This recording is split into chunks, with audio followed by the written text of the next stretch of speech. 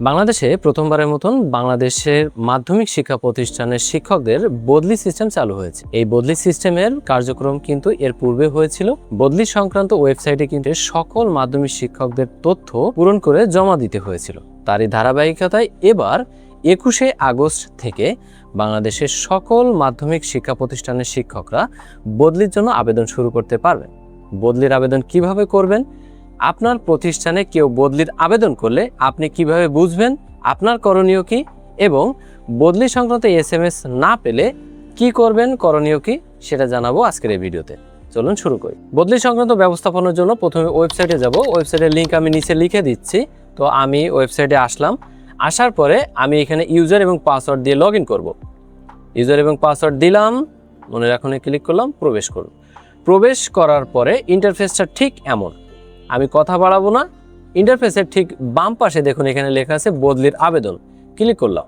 Click করার পরে এইখানে গুরুত্বপূর্ণ বিজ্ঞপ্তি দিয়ে দিছে। গুরুত্বপূর্ণ বিজ্ঞপ্তিতে কি লেখা আছে যে নিজ জেলা অথবা নিজ বিভাগে আপনি আবেদন করতে পারবেন না। আপনার স্ত্রী যদি একই জেলায় হয় তাহলে আবেদন করতে পারবেন না। আবার আপনার চাকরির বয়স কমপক্ষে 2 বছর হতে হবে। ঠিক আছে, বুঝলাম, আমি বুঝেছিতে ক্লিক করলাম।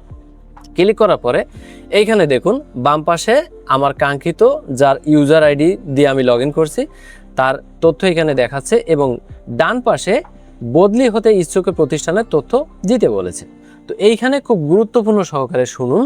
এইখানে তিনি আমাদের ভিন্ন জেলা থেকে আমাদের জেলাতে এসে চাকরি করেন। তো এখন উনি ওনার নিজ জেলাতে আবেদন করতে চাচ্ছেন। এছাড়া উনি যদি ওনার নিজ জেলায় চাকরি করতেন তাহলে কিন্তু আবেদন করতে পারতেন না। তো এখন ধরে নিলাম তিনি নিজ জেলায় যেতে চাচ্ছেন। তো ঠিক আছে, নিজ জেলা সিলেক্ট করলাম।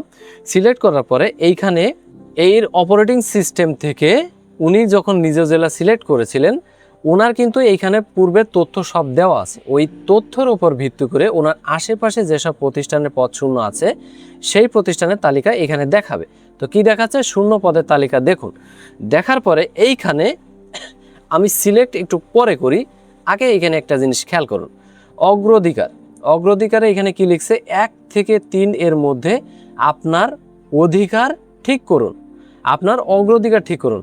বিষয়টা কি, এবার আবার পুনরায় আমি সেই তালিকায় যাচ্ছি। তালিকায় যাওয়ার পর এইখানে যে 1 থেকে 3 নম্বর যে প্রতিষ্ঠানের নামটা আসছে, এই 3টা প্রতিষ্ঠানের ভিতরে উনি একটা প্রতিষ্ঠান সিলেক্ট করবেন যেখানে উনি যেতে চাচ্ছেন। তো আমি ধরে নিলাম যে এই প্রতিষ্ঠানে উনি যেতে চাচ্ছেন, সিলেক্ট করলাম। সিলেক্ট করার পরে পুনরায় এই 1 থেকে 3-এর পরে গিয়ে 4 থেকে 8 নম্বর প্রতিষ্ঠানের ভিতরে আমি আরও 2টা বা 3টা প্রতিষ্ঠানের তালিকা সিলেক্ট করলাম। সিলেক্ট করলে কিন্তু দেখুন এইখানে কিন্তু কর্মস্থল সেই 3টা কিন্তু অ্যাড হয়ে গেছে। অ্যাড হয়ে যাওয়ার পরে এখানে সাবমিট করলে ওনার আবেদন নিচে এখানে জমা হয়ে যাবে। এখন আসি, যখন আপনার প্রতিষ্ঠানে যদি কেউ বদলি হতে আসতে ইচ্ছুক আবেদন করেছে, আপনি কিভাবে বুঝবেন অথবা আপনি কিভাবে তেনাকে অ্যাপ্রুভ করবেন? তো আমি একটা প্রতিষ্ঠানের ইউজার আইডি এবং পাসওয়ার্ড এখানে দিচ্ছি। দেওয়ার পরে প্রবেশ করুনে ক্লিক করলাম। করার পরে এইখানে ইন্টারফেসটা ঠিক এমন। ইন্টারফেসটার বাম পাশে আপনি পূর্বে যে আপনার প্রতিষ্ঠানের তথ্য দিয়ে দিয়েছিলেন সেই প্রতিষ্ঠানের তথ্যগুলো সব এখান থেকে যাচাই করতে পারবেন। এখন বদলিকৃত যেসব শিক্ষকদের যে রিকোয়েস্টের যে তালিকা, সেখানে কিন্তু এই ড্যাশবোর্ডে এইখানে ঢোকা মাত্রই ঠিক এইখানে যে বদলির আবেদন এইখানে অনুমোদিত, এইখানে আরও একটা ইন্টারফেস কিন্তু অ্যাড হবে, যেটা এখনো অ্যাড হয়নি। অ্যাড হতে পারে এমন রিকোয়েস্ট অথবা বদলি ইচ্ছুক শিক্ষকদের তালিকা, এমন কিছু এখানে অ্যাড হবে, যেখানে থেকে আপনার যেসব শিক্ষকরা আপনার এখানে বদলি হতে চাচ্ছেন এমন আপনার প্রতিষ্ঠানে রিকোয়েস্ট দিয়েছেন তাদের কিন্তু নাম এবং পাশে তাদের নথিপত্র, তাদের তালিকা, তাদের বিস্তারিত তথ্য সব কিছু কিন্তু শো করবেন। অবশ্যই যদি প্রতিষ্ঠান প্রধান হয়ে থাকেন অথবা আপনি যদি প্রতিষ্ঠানের সংশ্লিষ্ট হয়ে থাকেন, তার নাম, তার ঠিকানা, তার যোগ্যতা, তার কাগজ, তার শিক্ষাগত যোগ্যতা অবশ্যই সব কিছু খুব দারুণভাবে নিখুঁতভাবে যাচাই করে তারপরে কিন্তু অ্যাপ্রুভ করবেন। অন্যথায় ওই বদলি সংক্রান্ত যাবতীয় ঝামেলা হলে কিন্তু অবশ্যই আপনাকে উপজেলা শিক্ষা অফিস অথবা জেলা শিক্ষা অফিসারের নিকট কৈফিয়ত দিতে বাধ্য থাকবেন। সো অবশ্যই কিন্তু পরবর্তীতে যখন এই অ্যাপ্রুভের অপশন আসবে আপনি কিন্তু অ্যাপ্রুভ করার আগে খুব দারুণভাবে যাচাই করবেন। প্রয়োজনে আপনি সেই শিক্ষকের সঙ্গে কথা বলবেন। কথা বলার পরে আপনার যদি মনে হয় তাকে অ্যাপ্রুভ করা প্রয়োজন, তাহলে অবশ্যই কিন্তু আপনি যাচাই করে নেবেন, যাচাই করে তারপরে অ্যাপ্রুভ করবেন।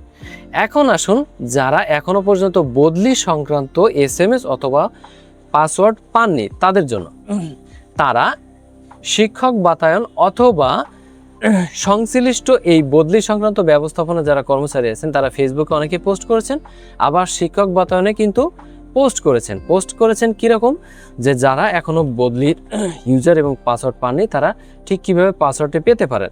খুব সহজে বলে দিই, সকল শিক্ষকদের জন্য বদলির ইউজারটা হচ্ছে তাদের ইন্ডেক্স নাম্বারটা হচ্ছে ইউজার আইডি। এখন তাহলে কি থাকতেছে?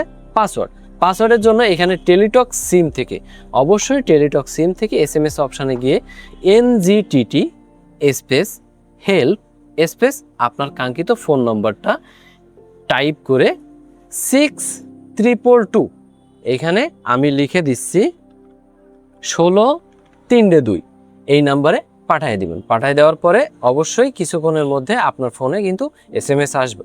এই পদ্ধতিতেও যদি SMS না আসে তাহলে অবশ্যই আপনার জেলা শিক্ষা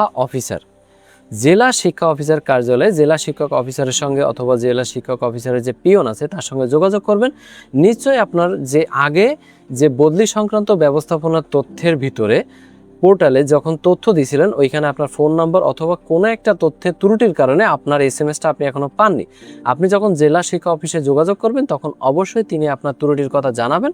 অন্যথায় যদি আপনার ফোন সংক্রান্ত কোনো সমস্যা থাকে তাহলে নতুন নাম্বার দিলে অবশ্যই তিনি SMS-এর জন্য সুব্যবস্থা করবেন। এখন আসি বিশেষ সতর্কতামূলক কিছু কথা নিয়ে।